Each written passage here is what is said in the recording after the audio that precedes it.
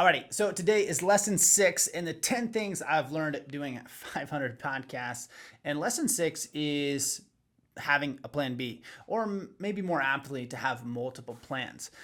In my opinion, there's two types of hunters that get blinded by the plan A fallacy. There's the guy that has past success and they just got to get back in there and do something a little bit different to fool that bull that got away from them.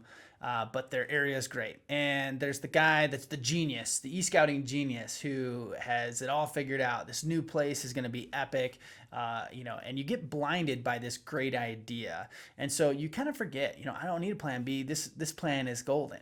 And inevitably something goes wrong, right? Because I think if we look back on past hunting seasons, it's easier to count how many times things went right versus how many times things went wrong. And that's just, the reality of hunting. Things are going to go wrong. Things are going to not go as planned. And the more you can plan for that, the better.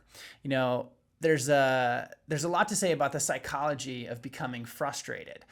You've probably heard the Mike Tyson quote, everybody has a plan until they get punched in the mouth. And this could not be more true when it comes to hunting, because inevitably you're going to get punched in the mouth. Your plans are not going to go the way you thought they were. And you're going to have to come up with plans, other plans, plan Bs, plan Cs, plans Ds, all these things.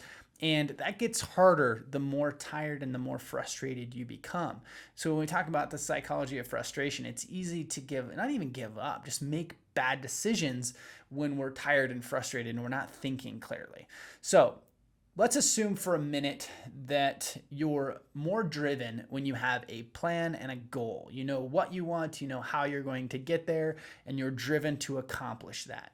The problem becomes that when you lose sight of how to get to that goal, right? Then you kind of lose your motivation. And so coming into season, it's like, man, this is where we're going to go. This is what we're going to do. And you're driven. And, as season progresses, things start to go wrong, and they usually snowball in that effect. So the problem becomes when you hit a wall, right? You are tired. You can't think clearly. You start to doubt. You start to doubt your plans. Oh man, what if this is a bad idea? All these things. And now you don't have a route to your goal.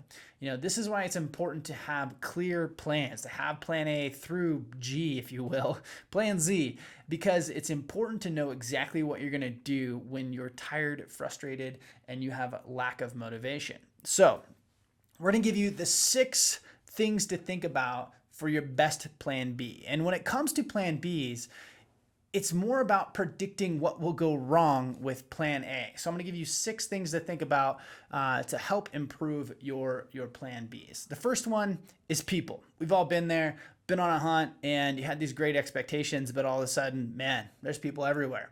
And so what when you come to your plan B, what is the thing that would change that if people came in? And so where are people not going to go? I remember being on a hunt in Colorado, and constantly throughout the hunt, we couldn't get away from people. So I had to keep thinking, what is everyone not seeing? What is everyone not seeing? And now that's become an integral part of my planning process. It's like, what are people not going to see? If there is people everywhere, what are they not going to see? So I may still have a plan A, but my plan B is going to be, a plan B is going to be based around what are people not seeing, or if there is people, how can I get away from them? The second thing to think about when making a plan B is weather. This has been huge. You have a great plan, man, this is it. And you made this plan in July and you scouted even, but all of a sudden September hits and there's a giant snowfall. What are you going to do? What is plan B if weather comes in? And so I like to have a plan B that's at different elevations, making sure that if weather comes in, what is going to change? Another thing to think about is behavioral. So what if the elk aren't rutting? So we think about and we make plans based on the best case scenario. Elk are rutting, they're going crazy. But what is your plan if the weather changes? What if it's a moon phase and the elk aren't using daylight hours very well? So what does your plan B look like then? The next one is water and food. This could be boiled down to like, hey, this year there's not a lot of water. What's going to happen to my plan A if there is no water, if water becomes a huge issue, or in some circumstances, food, right? So what if the food is dried up or the food source changes? How would that dictate my plan B?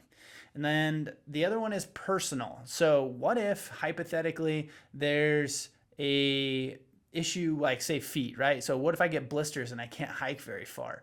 What if the road conditions are there and my truck breaks down or something along those lines? So all these personal things that can go wrong, like those are good what ifs to have a backup plan for, and making sure it's something that you can access. So personal could be a lot of different reasons. So maybe I have to stay in cell phone service. What does that look like? So I try to make multiple plans based on those things.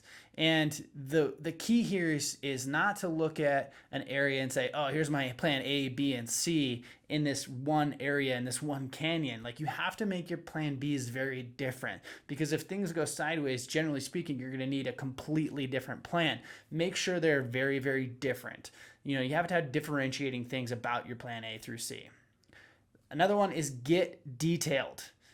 Pins are not enough. It's easy to put pins on Onyx, scatter the entire land with pins, and then come back to it in the heat of the battle when you're fatigued, tired, and can't think straight, and wonder why you had a pin there. So in your notes, you could sit and say, okay, hey, this plan and plan C is to go up this ridge, make this route, and come back down through here. Here's what I'm looking for, right? And so when you are frustrated and you're sitting in your tent and you don't know what to do, you can look at your notes and say, oh man, I was going to do that hunt. I was going to hike up this ridge. I was going to go over here and glass this basin. Make detailed notes about what your plans are. Overall, I think it's important just to, when you think about multiple plans, think bigger.